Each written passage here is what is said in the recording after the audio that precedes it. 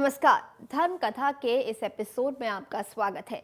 आज के एपिसोड में हम बात करेंगे करुणा और क्षमा की मूर्ति जगदम्बा दुर्गा माता की।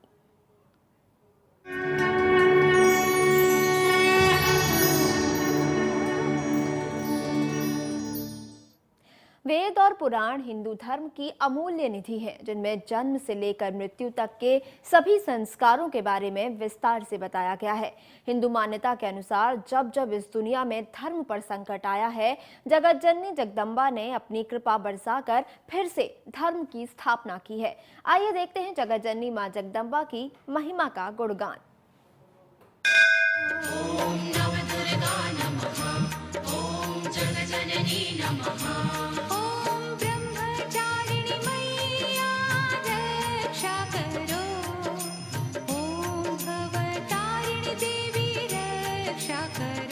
दुर्गा नारी शक्ति का ही एक रूप है। पुराणों और वेदों में कहा गया है कि माँ के समान दयालु, ज्ञानी और पावन इस संसार में दूसरा कोई हो ही नहीं सकता। माँ वो महाशक्ति है जिनसे जीवन की उत्पत्ति होती है। माँ का प्रेम ही वो प्रतिमा है जिनके हाथों में मोक्ष और पाँव में स्वर्ग है।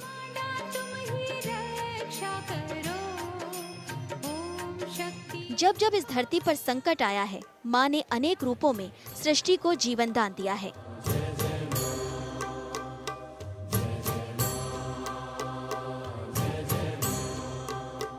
कभी काली के रूप में उनका पराक्रम प्रकट हुआ, तो कभी करुणा के रूप में उनकी ममता, कभी महामाया के रूप में उन्हें माया के दर्शन हुए हैं, तो कभी अम्बे के रूप में उनकी शक्ति के। माता के अनेक रूप हैं। जब जब भक्तों के जीवन में विपदा आती है, करुणामयी माता अपने भक्तों की पुकार सुनकर किसी न किसी रूप में उसकी मदद करती है। नवरात्र माँ दुर्गा का सबसे बड़ा पर्व है, जिसे पूरे भारत में बड़े उल्लास के साथ मनाया जाता है। नमो नमो दुर्गे सुख करनी, नमो नमो अम्बे। नवरात्र के 9 दिनों में माँ दुर्गा के 9 अलग अलग रूपों की पूजा की जाती है। ज्योति तुम्हारी त्यों लोक फैली उजियारी, शशि ललाट मुख। माँ दुर्गा का पहला स्वरूप है शैलपुत्री। पर्वतराज हिमालय के घर में उनकी पुत्री के रूप में जन्म लेने की वजह से इनका नाम शैलपुत्री पड़ा।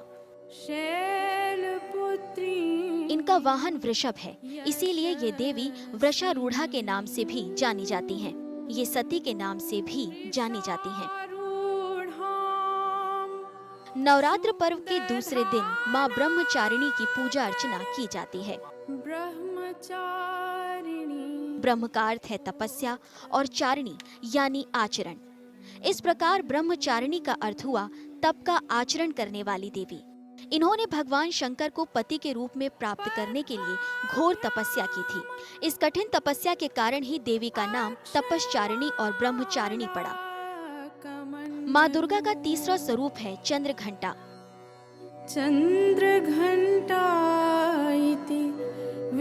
नवरात्र के तीसरे दिन देवी चंद्रघंटा की पूजा आराधना की जाती है। देवी का ये स्वरूप परम शांतिदायक और कल्याणकारी है। इसीलिए कहा जाता है कि हमें निरंतर उनके पवित्र विग्रह को ध्यान में रखकर साधना करनी चाहिए। उनका ध्यान व्यक्ति के इहलोक और परलोक दोनों के लिए कल्याणकारी और सद्गति देने वाला है। नवरात्र में चौथे दिन देवी को कुष्मांडा के रूप में पूजा जाता है। अपनी मंद हल्की हंसी के द्वारा ब्रह्मांड को उत्पन्न करने के कारण इस देवी को कुष्मांडा नाम दिया गया है। जब सृष्टि नहीं थी, चारों तरफ अंधकार ही अंधकार था, तब इस देवी ने अपने ईशत हास्य से ब्रह्मांड की रचना की थी।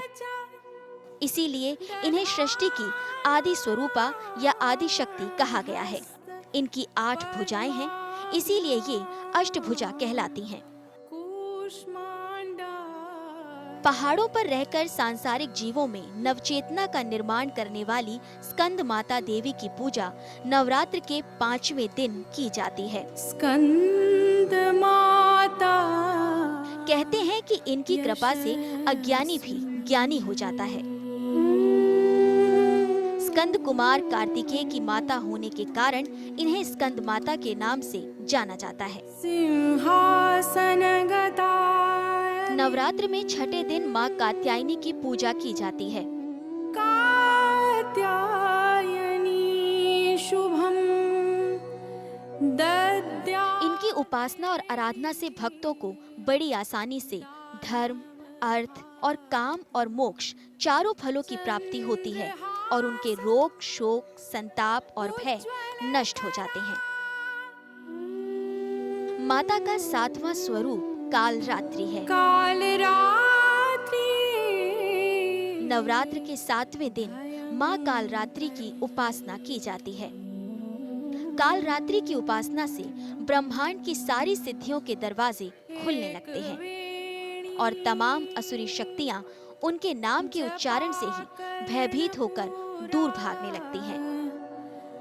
नग्न ये अपने भक्तों की काल से रक्षा करती हैं। लंबोष्ठ दुर्गा जी की 8वीं शक्ति का नाम महागौरी है। महागौरी नवरात्र में दुर्गा पूजा के 8वें दिन महागौरी की उपासना का विधान है।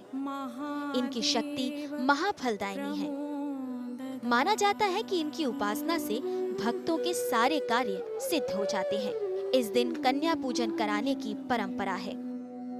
9 लड़कियों को देवी दुर्गा के 9 रूपों का प्रतीक मानकर कन्या पूजन किया जाता है।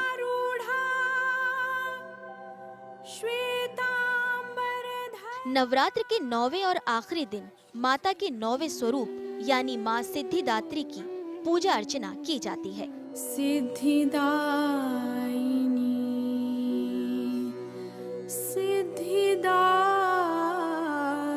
इस देवी की कृपा से ही शिव जी का आधा शरीर देवी का हुआ था और वो अर्धनारीश्वर नाम से प्रसिद्ध हुए।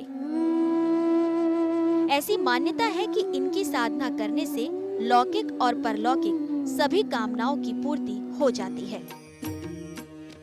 पुराणों के अनुसार माँ दुर्गा की उपासना का महत्व वर्णन से परे है। भगवती की आराधना व उपासना से धन, वैभव, सुख, शांति की प्राप्ति होती है। निरंकार है ज्योति तुम्हारी, त्यों लोक फैली उजियारी। यानी माता को पुष्प, धूप, दीपक, पान, चंदन के अलावा भक्त अपनी श्रद्धा के साथ जो कुछ भी चढ़ा दे, माता उसे खुशी से स्वीकार करती हैं और भक्तों को अभयदान देती हैं।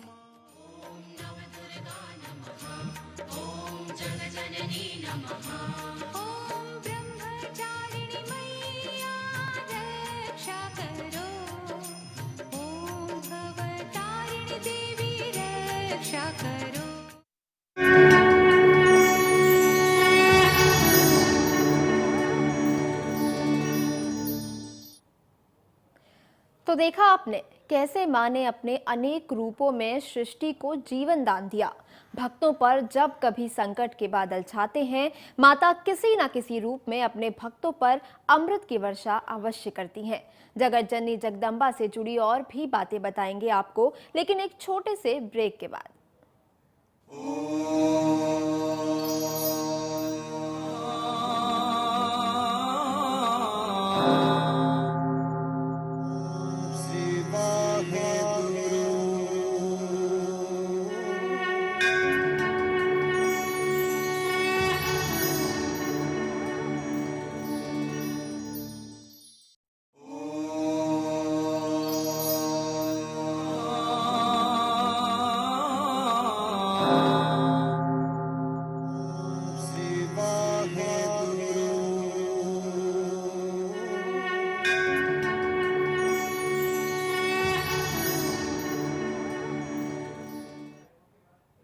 ब्रेक के बाद आपका स्वागत है। आप देख रहे हैं धर्म कथा और आपके साथ मैं हूं गरिमा बुधानी। इस संसार में ममता से मधुर न कोई संबंध है, न मां से दिव्य कोई शक्ति। हर धर्म और संस्कृति में जीवनदायिनी माता को विशेष स्थान दिया गया है। हिंदू मान्यता के अनुसार मां भगवती की महिमा तो स्वयं ईश्वर भी नहीं समझ पाए। वेद पुराणों में कहा गया है कि पृथ्वीलोक पर मां की ममता 51 शक्तिपीठों में अमृत की तरह लगातार बरसती रहती है। आइए आज हम आपको इन शक्तिपीठों के बारे में बताते हैं।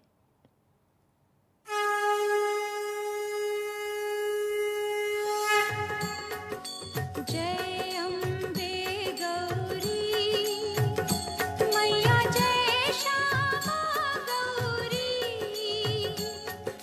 तुमको निस दिन ध्यावत, तुमको निस दिन ध्यावत, हरि ब्रह्मा शिवरी, ओम जय अम्बे गौरी। हिंदू धर्म के तमाम ग्रंथों पुराणों में शक्तिपीठ अति पावन तीर्थ स्थल माने गए हैं। इनकी महिमा इसलिए अपरंपार है क्योंकि जहां सती के शरीर के अंग गिरे वहीं शक्तिपीठ बन गए। सर्वस्य बुद्धिरूपे ये 51 शक्तिपीठ पूरे भारतीय उपमहाद्वीप में फैले हुए हैं। ऐसी कथा प्रचलित है कि एक बार मां सती ने अपने पति भगवान शंकर से अपने पिता के यहाँ आयोजित यज्ञ में शामिल होने की इच्छा प्रकट की। भोलेनाथ ने उनसे कहा कि बिना बुलाए पिता के यहाँ भी नहीं जाना चाहिए, लेकिन देवी सती नहीं मानी और यज्ञ में जा पहुँची। यज्ञ में माता सती के पिता दक्ष ने सभी देवी देवताओं के सामने भगवान शंकर के बारे में अपशब्द कहे। सती अपने पति का अपमान सहन नहीं कर सकी और वहीं उसी यज्ञ की अग्नि में जलकर अपने प्राण त्याग दिए। सती की मृत्यु से क्रोधित भोलेनाथ उनका शव लेकर तीनों लोकों में तांडव करने लगे।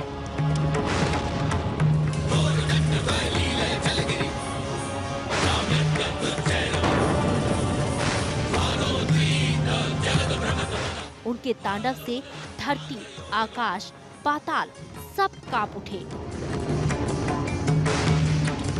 पुराणों के अनुसार तब भगवान विष्णु ने शिव का मोह भंग करने के लिए अपने सुदर्शन चक्र से सती के शरीर के 51 टुकड़े कर दिए। इस तरह देवी के 51 अंग जिन 51 जगहों पर गिरे वहीं वो देवी के शक्तिपीठ बन गए। माना जाता है कि मां के हर अंग ने इस धरती के एक एक जगह को तेजोमय कर दिया। इन शक्ति पीठों की संख्या देवी भागवत में 108, देवी गीता में 72, तंत्र चूड़ामणि में 52 और देवी पुराण में 51 बताई गई है।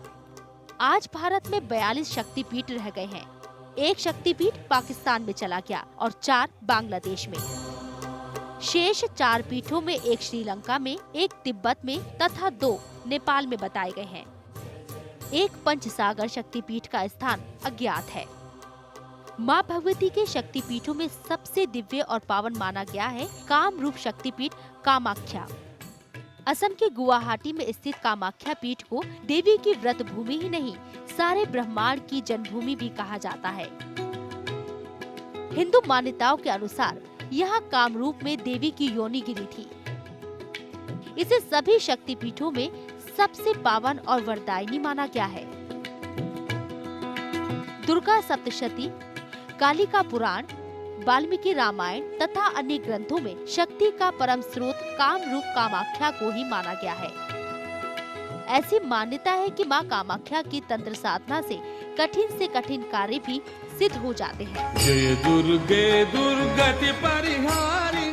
कामाख्या के शक्तिपीठ के बाद बात करते हैं वैद्यनाथ धाम के हार्द शक्तिपीठ की। पुराणों के अनुसार झारखंड के देवघर स्थित इस शक्तिपीठ में माता का हृदय गिरा था, इसलिए इसे हार्द शक्तिपीठ कहा जाता है। यहाँ भगवान शिव का ज्योतिर्लिंग विश्व विख्यात है। ज्योतिर्लिंग मंदिर के प्रांगण में ही हार्द शक्तिपीठ है। ज्योतिर्लिंग और शक्तिपीठ का ये दुर्लभ संयोग सिर्फ यही देखने को मिलता है, इसलिए इस स्थान का महत्व और भी बढ़ जाता है। जहाँ जग जननी माँ भगवती और उमानाथ के दर्शन एक ही जगह पर हो जाते हैं। यही नहीं, पुराणों में इसी स्थान को माता की चिताभूमि भी कहा गया है। अब चलते हैं हिमाचल के नैना देवी शक्तिपीठ। हिमाचल प्रदेश के बिलासपुर में स्थित है ये शक्तिपीठ नैना देवी मंदिर, जहां पुराणों के अनुसार सती के नेत्र गिरे थे। इसकी वजह से ये देवी के 51 शक्तिपीठों में प्रमुख माना गया है। शिवालिक पर्वत श्रेणी पर स्थित ये भव्य नैना देवी मंदिर हिंदुओं के सबसे पवित्र तीर्थ स्थलों में से एक माना जाता है। दरअसल हिंदू धर्म में शक्तिपीठों का महत्व इतना ज्यादा है कि साल भर इनके दर्शन के लिए श्रद्धालुओं का तांता लगा रहता है। लेकिन नवरात्र में यहाँ पूजा अर्चना का विशेष महात्म बताया गया है। भक्तगण शक्तिपीठों के दर्शन के लिए आते हैं और माँ का आशीर्वाद लेकर अपने जीवन को सफल बनाते हैं। ममतामयी भक्तवत्सल माता इन शक्ति पीठों पर आने वाले भक्तों को अपने दरवाजे से कभी खाली हाथ नहीं जाने देती।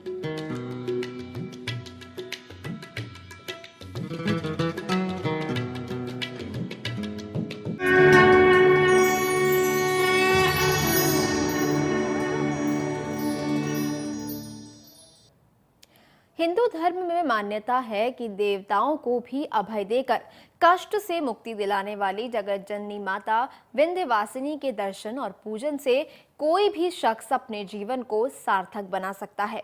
आज आपको करवाते हैं इन्हीं विंध्यवासिनी माता के कल्याणकारी दर्शन।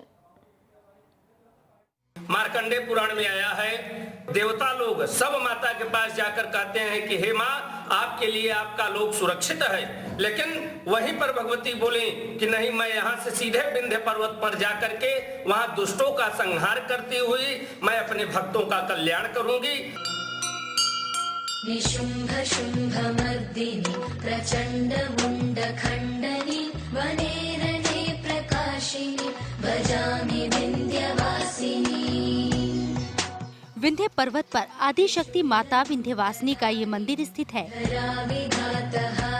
कहा जाता है कि जगत का कल्याण करने वाली माता पृथ्वी के केंद्र बिंदु काशी और प्रयाग के मध्य मिर्जापुर के विंध्याचल में विराजमान होकर भक्तों की सारी मनोकामना पूर्ण करती रही हैं।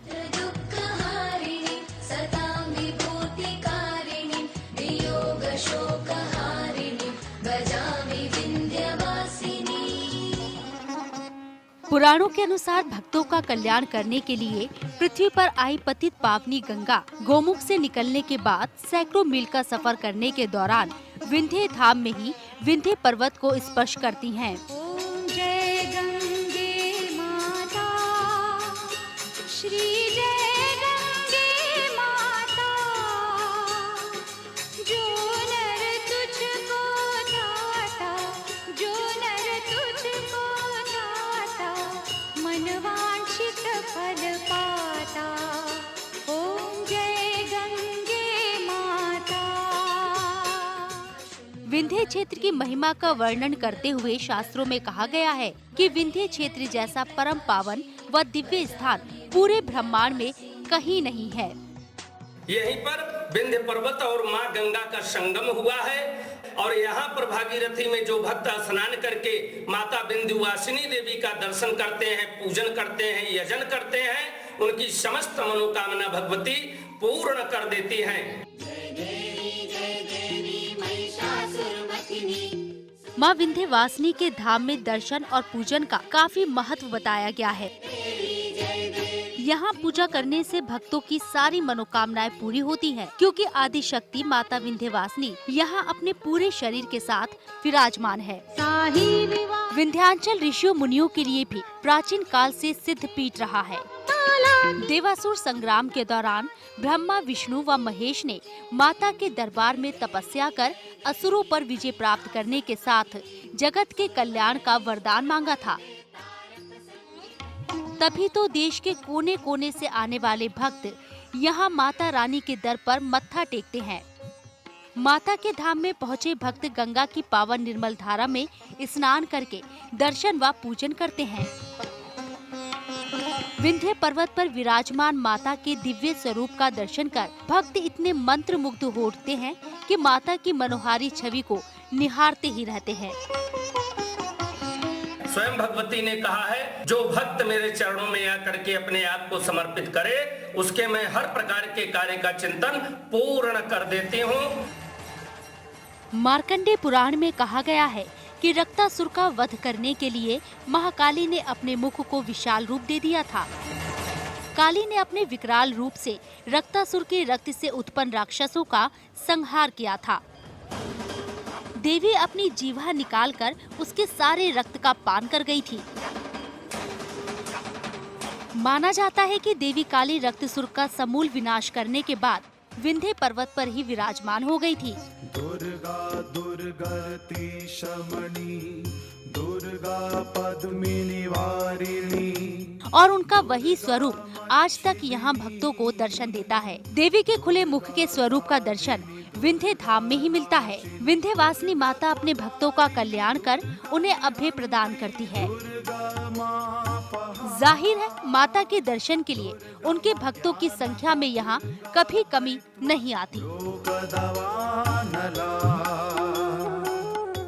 निशुम्भ शुम्भ मर्दिनी प्रचंड मुंड खंडनी वनेरने प्रकाशिनी भजामि विंध्यवासिनी त्रिशूल मुंडधारिणी धरा विघातहारिणी गृहे गृहे निवासिनी भजामि विंध्यवासिनी।